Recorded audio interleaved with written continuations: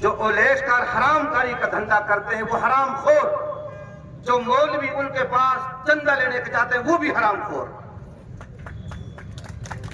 اور جو leader in کو چھڑاتے ہیں وہ حرامی۔ جب قوم کے اندر حرام خور پیدا ہو جائیں، حرامی پیدا ہو جائیں، تو وہ قوم کیسے ترقی کر سکتی؟ اس قوم کا نام اچھائی کے ساتھ کیسے لیا جا سکتا ہے؟ میں بے داغ یہ بات کہہ رہا ہوں آپ سے۔ اس لیے بھائیوں، ہماری قوم کی سچائی پوری دنیا میں بولی جاتی ہے، اللہ کے لیے اس کو آپ گنوائیں نہیں، گنوائیں نہیں، اس کو باقی رکھیں۔ پنچایتیں بہت ہوتی رہیں گی، یہ بھی مہا پنچایت فیروز پور جھرکا میں، نیملی میں جگہ جگہ پنچایتیں کی، 51 آدمیوں کی کمیٹی بنی، اور پھر ہر بلاک میں کمیٹی بنی۔ ہم نے چکر لگائے پوری میوات کے، دلی تک اور بلند شہر تک، لیکن نتیجہ 0/0 نکلا، کوئی فائدہ نہیں ہوتا۔ ہم کو چاہیے ہم یہاں سے کوئی نہ کوئی پیغام لے کر کے جائیں گے، عہد کر کے جائیں گے، اور زندگی بھر انشاءاللہ اس پہ عمل کرنے کی کوشش کریں گے انشاءاللہ العزیز۔ میں نے اپنے ذہن و دماغ سے کل رات کو میں نے یہ طے کیا کہ مجھے اس پنچایت میں چلنا ہے، میں 10 باتیں آپ کے لیے لکھ کر لایا ہوں۔ 10 باتیں میرے ذہن میں اللہ نے ڈالی، میں آپ کو سناتا ہوں، اور آپ سب سے میں اس زمین پر، دھرتی پر بیٹھ کر کے آپ سے اقرار لیتا ہوں۔ پہلے نمبر پہ ہم سب یہ اقرار کریں کہ میں اپنے گھر کی شادیوں کو مکمل سنت رسول اللہ صلی اللہ علیہ وسلم کے مطابق منعقد کروں گا۔ عہد کرے سب آپ سے، یعنی ایسی شادیاں جن میں لڑکی والوں سے نہ جوڑے کی رقم لی جائے گی، نہ جہیز اور نہ نکاح کے دن کا کھانا، اور نہ سینکڑوں غیر ضروری مہمانوں کا عالی شان ولیمہ، اور نہ دوسری کوئی غیر اسلامی حرکت ہوگی جیسے ناچ گانے باجے پٹاخے بے پردگی وغیرہ۔ تو اس میں ہم اقرار کرتے ہیں کہ انشاءاللہ اپنی شادیاں سنت رسول اللہ کے مطابق کریں گے انشاءاللہ۔ دوسری بات، نکاح کے دن لڑکی والوں سے کھانا لینے کی جو بدعت پیدا کر دی گئی ہے، ہم بارات لے کر جائیں وہ کھانا کھلائے، بدعت ہے، اس کا کوئی ثبوت نہیں ہے قرآن و حدیث سے۔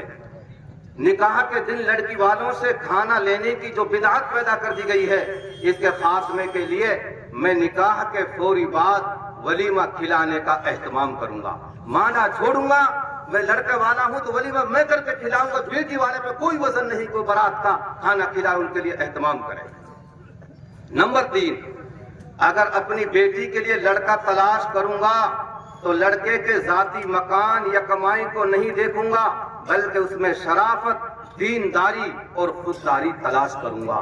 ہم کیا دیکھتے ہیں؟ اچھا مکان ہے، اچھا دھندا ہے، اور بہت اچھا کام چل رہا ہے، چوبارے میں بیٹھے بیٹھے دنیا بھر سے اپنے اکاؤنٹ میں پیسہ کھینچ لیتے ہیں، اس لیے ہم نے بیٹے کو وہاں بہا دیا۔ ہم دینداری، شرافت اور خودداری کو دیکھیں گے۔ نمبر 4، اگر اپنے بیٹے کے لیے لڑکی تلاش کروں گا تو لڑکی کی خوبصورتی اور اعلیٰ تعلیم کے بجائے دینداری اور اعلیٰ کردار کو ترجیح دوں گا۔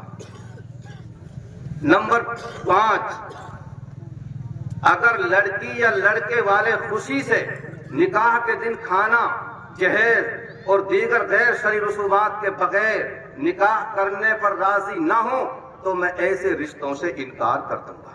اقرار کرو بھائی۔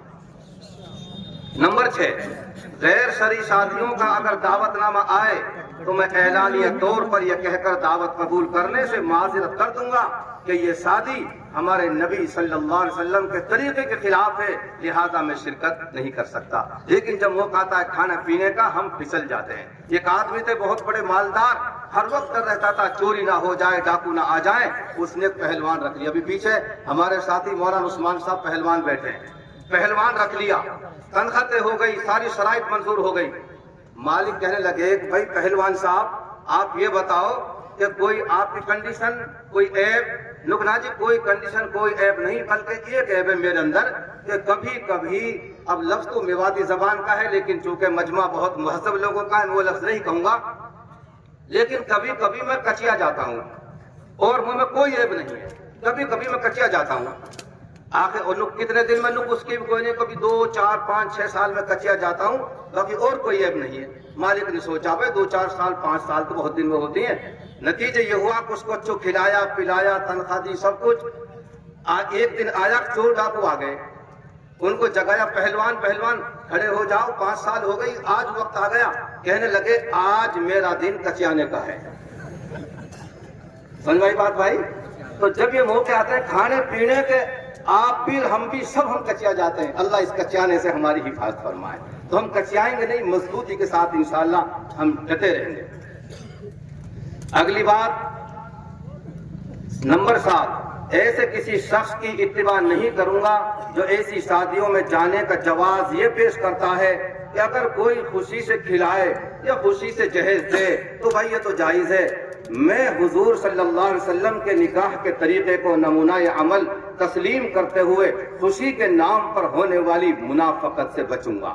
یہ کوئی خوشی نہیں ہے, کوئی نہیں دیتا اپنے بیٹی کو خوشی خوشی, کوئی نہیں کرتا خوشی خوشی ولیمہ. سب دباؤ ہوتا ہے برادری کی طرف سے, بیٹھ جاتے ہیں, مروڑ چڑھاتے ہیں, ایڑے لگاتے ہیں, نہ 1.25 لاکھ کر دے نو بھائی اتنے نہ, ہاں چل لاکھ تو کر دے. یہ برادری کے لوگ بڑے اچھے ہوتے ہیں, بڑا دباؤ بناتے ہیں, بیچارے کے آنکھ بھوکڑے نکال دیتے ہیں باہر ایسے مواقع پر. تو ایسی شادیوں ہم شرکت نہیں کریں گے. نمبر 8, میں عہد کرتا ہوں کہ جہیز اور نکاح کے دن کھانے اور دیگر غیر اسلامی رسومات کو روکنے کے لیے پوری لگن سے محنت کریں گے. ایک ساتھی محنت انشاءاللہ. جلسوں سے کچھ نہیں ہوگا, میں کہہ رہا ہوں. پھر یہ بات یہ ہوگا کب؟ جب ہم کھڑے ہوں گے اور یہ کام ہم سب سے پہلے اپنے گھر سے شروع کریں گے. نمبر 9, نکاح سے پہلے یا بعد کے اختلاف کو حتی الامکان پوری طرح ختم کرنے کی کوشش کروں گا. بصورت دیگر اپنے علماء کرام سے میں رجوع کروں گا. کوئی مسئلہ پھنس جائے, بجائے کوٹ کچہریوں کے ہم اپنی شرعی عدالتوں میں آئیں. نحو میں عدالت شرعی اور میل کھیڑلا پہ عدالتیں, ہم اپنے علماء کرام سے رجوع کریں گے انشاءاللہ. نمبر 10, کسی ایسے فرد یا ادارے کو چندہ, سنو بہت دھیان سے, آخری بات ہے یہ, کسی ایسے آدمی یا ایسے ادارے کو چندہ, صدقہ, زکوٰۃ, خیرات نہیں دوں گا جو غریب لڑکیوں کی شادی کے نام پر پیسہ وصول کرتے ہوں. اگرچہ وہ آدمی کتنا ہی مخلص کیوں نہ ہو, ہم ایسے لوگوں کو چندہ نہیں دیں گے جو جہیز کو بڑھاوا دیتے ہیں اور جہیز کے نام پر ٹھگی کرتے ہیں. آپ نے دیکھے علاقے کے حالات, دیکھے کہ نہ دیکھے, آپ نے دیکھ علاقے کے حالات. جس کی وسعتی 50,000 روپے خرچ کرنے کی وہ 1.5 2 لاکھ روپے خرچ کرا. کیوں؟ 1 لاکھ بھر کے موٹر سائیکل الگ, سامان الگ. کتنے لوگ پھنس گئے, اور ہمیں بڑی خوشی ہے مجھے تو کہ اللہ تعالیٰ پھر ایسا پیدا کرے جو قوم کو پھنسائے. ساری قوم خیرات کھانے والوں کی ہوگی اور ساری قوم فری خوروں کی ہوگی.